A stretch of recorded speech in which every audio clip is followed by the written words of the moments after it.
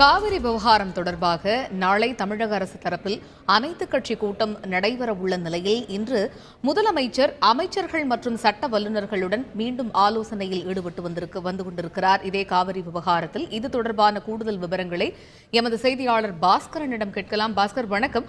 காவிரி விவகாரத்தில் ஏற்கனவே முதலமைச்சர் பழனிசாமி சட்ட வல்லுநர்களுடன் துறை அதிகாரிகளுடனும் ஆலோசனை நடத்தியிருக்கிறார். இந்த விவகாரத்தில் மீண்டும் இன்று ஒரு ஆலோசனை நடத்தியிருக்கிறார். அப்படிங்கும்போது இந்த ஆலோசனை கூட்டத்தின் முக்கியத்துவம் என்ன? இதில் என்னென்ன விஷயங்கள் தொடர்பாக விவாதிக்கப்பட்டது?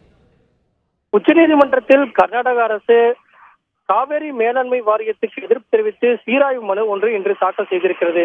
இந்த நிலையில தமிழக அரசினுடைய சட்டப்பூர்வமான நடவடிக்கை என்ன என்பது குறித்து அடுத்த கட்ட நடவடிக்கைக்கான ஒரு ஆலோசனை கூட்டமாகவே இன்று தமிழக முதலமைச்சர் எடப்பாடி பழனிசாமி தலைமையில் தலைமைச் செயலகத்தில் நடைபெற்று வருகிறது. நாளை அனைத்துக் கட்சி கூட்டத்துக்கு அழைப்பு விடுக்கப்பட்டிருக்கிறது.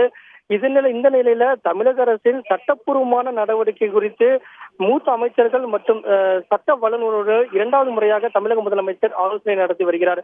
கடந்த 19ஆம் தேதி அன்று மூத்த அமைச்சர்கள் மற்றும் சட்ட வல்லுநரோடு ஆலோசனை நடத்தினார். அதற்கு பிறகுதான் 22ஆம் தேதி அனைத்துக் கட்சி கூட்டத்துக்கான அறிவிப்பு வெளியாகியுள்ளது.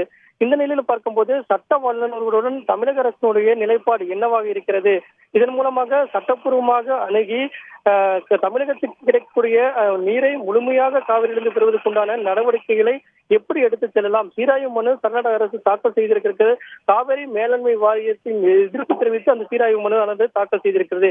இந்த நிலையில தமிழக அரசு மீண்டும் தங்களுடைய தரப்பின் சார்பாக மனு ஒன்று தாக்கல் செய்யலாமா, அதற்கான சட்டப்பூர்வமான அணுகுமுறை எவ்வாறு இருக்க வேண்டும் என்பது குறித்து தான் இன்றைய கூட்டத்தில் கலந்தாலோசிக்கப்பட்டு முடிவுகள் எடுக்கப்பட உள்ளது.